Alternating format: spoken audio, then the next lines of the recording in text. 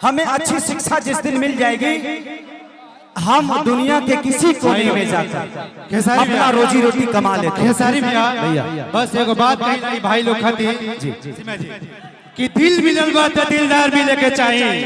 अगर है दिल मिलल बा तो दिलदार मिले के चाहिए।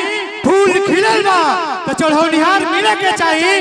अगर उरा सब दिल से मनाते हैं पिंकू भैया के, तब की बार 2025 में इहे आदमी के श्रृंगार मिले के श्रृंगार। जी हाँ दोस्तों, सुपरस्टार खेसारी लाल यादव का एंट्री होता है आरा में, जो कि एक इलेक्शन जो कि है उसमें प्रचार में पहुंचते हैं। उसी बीच सीमा कुशवाहा की एंट्री होती है और खेसारी लाल के नज़र और सीमा कुशवाहा का नज़र जो कि देखने के लिए बनता है भाई लोग। लगता है दोनों एक दूसरे को लगता है बहुत प्यार करते हैं जैसे। कहीं ना कहीं क्या आप लोग को लगता है इस दोनों के बीच का कहानी देखने में?